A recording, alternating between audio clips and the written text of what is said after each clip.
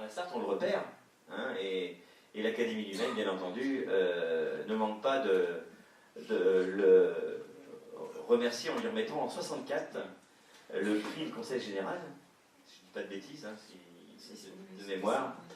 Hein, et quelques années plus tard, donc entre-temps, il continue à profiter de sa relation. Armand Lanoux est devenu quelqu'un de connu, de célèbre. Hein, il commence à grimper. Et Armand Lanoux est toujours présent avec René. On le voit ici, on les voit chez René. Hein, on a voulu vous montrer ça.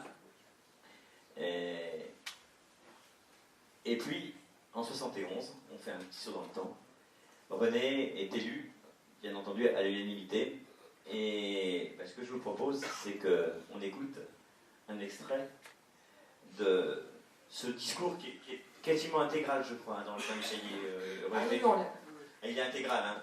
Je vous le recommande, c'est une petite merveille. On reparle de Schliemann dedans. Oui, il y a toute la biographie de Schliemann. Hein. Ouais, lisez-le, c'est vraiment un joli moment. En attendant... on va lire un deuxième extrait. Un deuxième extrait.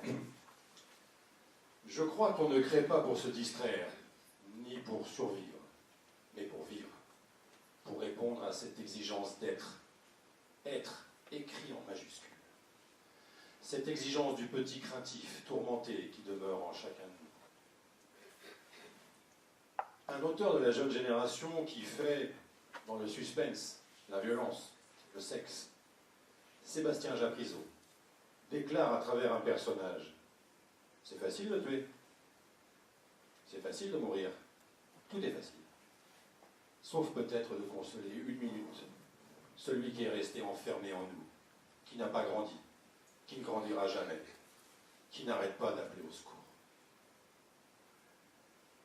Il me faut vous le dire aujourd'hui, c'est votre compagnie tout entière qui vient me tenir le poignet, afin que ce garçon, au chemin difficile, mais sachant comme Henri Laborie, qu'on ne parle correctement de liberté qu'en triomphant de ses déterminismes, cet enfant, enfin, n'ait plus jamais peur en son âme. Merci, Roger, d'être avec nous. Roger, vous nous avez en plus gracieusement mis à disposition vos tableaux pour nous permettre de faire ces fonds qui habillent cette soirée.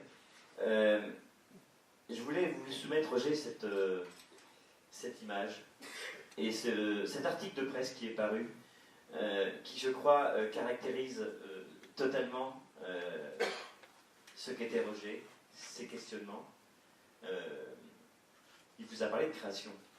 Oui, souvent, nous sommes fréquentés quand même de nombreuses années, et nous sommes promenés pas mal de fois. Et objectivement, cette maison, cette académie était pour lui quelque chose de très important. Il y voyait un moyen de sortir un petit peu du lieu où il se trouvait, de ce travail, et c'était autre chose de dire les trois vies. Il y avait la vie de l'usine, la vie littéraire, et puis en fin de compte, d'académie. Et c'était très important pour lui. Il rêvait beaucoup du devenir de cette maison. Il l'a dirigée pendant 3 ans. Il apprenait après, il prenait une succession de salles de Gozdava qui était quand même très difficile à prendre, parce qu'il y avait un rayonnement très fort. Mais il avait, pour cette maison, beaucoup de désir de réussite et d'une implication dans notre vie. Alors René, quand on lit ces trois titres retenus par la presse de l'époque, à l'occasion de sa présentation et quand il a intégré l'Académie, on comprend bien en fin de compte la balance. On parlait du funambule, c'est ce très joli mot que Anne-Marie nous a donné pour définir René. Et il était dans l'urgence de gagner sa vie et dans la difficulté de pouvoir vivre de son travail d'auteur. On peut raconter une anecdote. Armand Lanoux lui a permis, en fin de compte, de pouvoir rentrer dans une maison d'édition. Est-ce que vous êtes au courant de l'histoire? Oui, j'ai vaguement le souvenir. Je crois qu'il a quasiment refusé ou il n'a pas accepté de le faire, en tout cas. C'était un risque dans le futur et une insécurité. Garder l'usine était quand même quelque chose de stable. Et peut-être qu'au fond, qui est difficile dans le cas de René, beaucoup de gens. C'est d'avoir suffisamment de force pour le faire, parce qu'on part d'un certain point, et on a quand même peur de ne pas pouvoir accéder.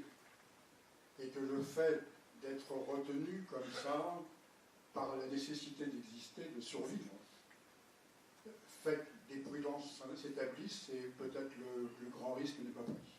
Alors je ne sais pas si toute sa vie il a regretté d'avoir refusé ça. Non, peut-être pas. Non. Ça lui correspondait certainement. Il vous confiait des choses à ce sujet-là? Pas trop. Pas, non, moi j'ai pris des choses bien après. Alors justement, à l'Académie, il a eu beaucoup d'amis. Il a eu beaucoup d'amis. Et moi j'ai une pensée particulière, bien sûr, vous en êtes, Roger. Je pense aussi, ici on voit avec Madame le Capitaine, et on voit à droite notre amie Paulette Houdier, à qui je pense beaucoup, qui a été aussi pour moi une de mes plus belles rencontres de ma carrière. Paulette il était très proche des gens, très proche de ses amis, et pour preuve, il a accompagné, profitant un peu de sa notoriété, il n'a pas hésité à accompagner, à faire tourner des films par exemple sur Paulette, à essayer de monter l'adaptation cinématographique de La Bête à Chagrin. Il est accompagnant de route pour beaucoup, non? C'est-à-dire que pour lui, l'Académie était un moyen d'un contact de gens très différents, intellectuellement, d'activité, socialement, d'un creuset de relations de cet ordre-là, qui fait que c'est un enrichissement. Et c'est toujours ce qu'il a souhaité. Et c'est toujours ce qu'il a défendu. Il a essayé de faire que ce soit toujours une sorte d'ouverture, et non pas un clan.